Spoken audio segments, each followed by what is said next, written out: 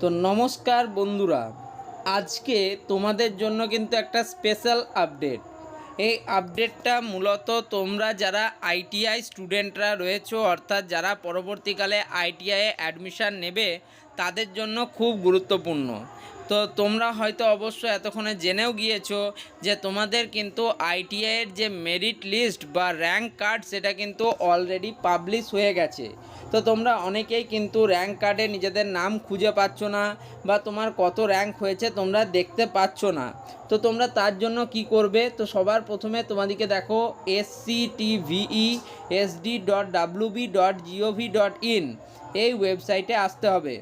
এই ওয়েবসাইটে আসার পর তুমি একটু নিচের দিকে এলেই দেখতে পারবে তোমাদের রয়েছে অ্যাডমিশান ফর দ্য সেশন 2024-25-এর, যেখান থেকে তোমরা তোমাদের অ্যাপ্লিকেশান ফর্ম ফিল আপ করেছিলে সেখানে তোমরা কিন্তু ক্লিক হেয়ার বলে একটা অপশান পাবে। এই ক্লিক হেয়ার অপশানে ক্লিক করা মাত্র তোমাদের কাছে কিন্তু একটা নতুন পেজ ওপেন হয়ে যাবে স্টেট কাউন্সিলের। এবার এখানে একটু নিচের দিকে গেলেই তোমরা কিন্তু দেখতে পাবে তোমাদের ফর্ম ফিল আপের যে লাস্ট ডেট সেটা ছিল 31/5/2024 এবং তোমাদের পেমেন্ট বা ডকুমেন্ট আপলোডের লাস্ট ডেট সেটা ছিল 5ই জুন 2024। তো অনেকেরই প্রেডিকশান ছিল, এমনকি আমারও প্রেডিকশান, যে তোমাদের 15 তারিখের পর কিন্তু রেজাল্ট আউট হবে বা র্যাঙ্ক কার্ড বা মেরিট লিস্ট পাবলিশ হবে। 15 থেকে 30 তারিখের মধ্যে আমি বলেছিলাম। আমি কোনো দিন মিথ্যে কথা বলি না, আমি যতটা আমার যেটা মনে হয়েছিল আমি সেটাই বলেছি। যদি 16 তারিখে বেরিয়েছে তো সেটাও ঠিক আছে, সেটাও কিন্তু আমার ফল্ট যে আমি 15 থেকে 30 তারিখের মধ্যে বলেছিলাম, তার মধ্যেই কিন্তু দেখো রেজাল্ট বেরিয়েছে। তো যাই হোক, আমি বলেছিলাম 15 থেকে 20 দিন একটা কিন্তু তোমাদের ম্যাক্সিমাম চান্স থাকে বেরোবার। তো এবার যারা আইটিআই স্টুডেন্ট আছো, একটু যদি তোমরা নিচের দিকে যাও তাহলে তোমরা এখানে কিন্তু দেখতে পাবে যে তোমাদের কিন্তু নোটিশ বলে যে সেকশানটা রয়েছে সেখানে তোমাদের এম গ্রুপ এবং ই গ্রুপ উভয়ের জন্য কিন্তু মেরিট লিস্ট পাবলিশ হয়ে গেছে। অর্থাৎ যারা কিন্তু মাধ্যমিক পাস আউট ক্যান্ডিডেট আছো তাদেরও মেরিট লিস্ট পাবলিশ হয়েছে, যারা 8th পাস ক্যান্ডিডেটের আইটিআইয়ের জন্য ফর্ম ফিল আপ করেছিলে তাদেরও মেরিট লিস্ট পাবলিশ হয়েছে। এবার আমরা একটু দেখে নিই প্রথমে এম গ্রুপের ক্ষেত্রে কি বলা হচ্ছে এবং তাদের মেরিট লিস্ট কেমনভাবে সাজানো হয়েছে সেটা।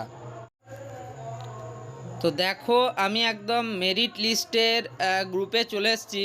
তো West Bengal State Council for Vocational Training merit list ITI M গ্রুপের জন্য কিন্তু এটা পাবলিশ হয়েছে। তো এখানে তোমরা কিন্তু দেখতে পাচ্ছ তোমাদের এখানে টোটাল কিন্তু 957টা পেজ দেওয়া রয়েছে। অর্থাৎ যদি আমরা একদম লাস্ট পেজে তোমাদের চলে যাই, তোমাদের দেখিয়ে দিচ্ছি আমি যে লাস্ট কত তোমাদের ফর্ম ফিল আপ হয়েছে বা ফর্ম ফিল আপের জন্য তোমাদের কতজন কে কাউন্সিল বিবেচনা করেছে যে এত দূর অবধি কিন্তু র্যাঙ্ক পাবলিশ করা যায়।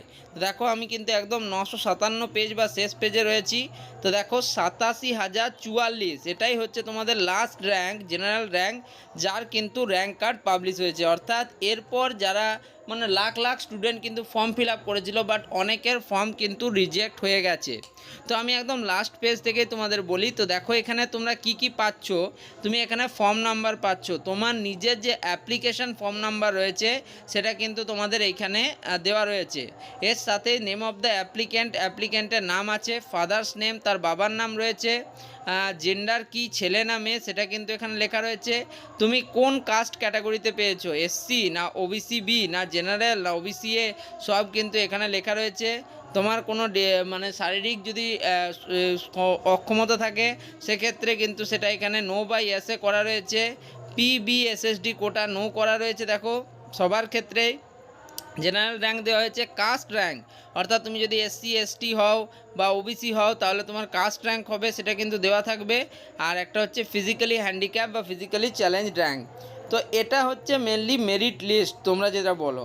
তো তোমাদের ফর্ম ফিল আপে তোমরা দেখতেই পাচ্ছ যে 87,044 জন স্টুডেন্ট কিন্তু এলিজিবেল যারা ফর্ম ফিল আপ করেছিল। এই প্রত্যেকটা স্টুডেন্ট কিন্তু তোমাদের যে কাউন্সিলিং বা চয়েস ফিলিং প্রসেস হবে তাতে কিন্তু বসতে পারবে, এটা জেনে রাখো।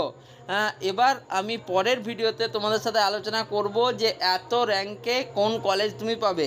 অনেকেই প্রশ্ন করছো, দাদা আমার র্যাঙ্ক 10,000 হয়েছে, 20,000 হয়েছে, 50,000 হয়েছে, আমি কোন কলেজ পাবো? তো সেগুলো যদি জানতে হয় তোমাকে এই চ্যানেলের সাথে যুক্ত থাকতে হবে। প্রত্যেকটা পদক্ষেপে এই চ্যানেল থেকে তোমাদের জন্য ইনফরমেশান আমি দেবো। ওকে, তো যাই হোক, এই ভিডিওটা এখানেই শেষ করছি। ভিডিওটা ভালো লাগলে ভিডিওটিকে লাইক করো, বন্ধুদের মধ্যে প্রচুর শেয়ার করো, আর অবশ্যই চ্যানেলটিকে সাবস্ক্রাইব করে রাখতেই হবে। ধন্যবাদ।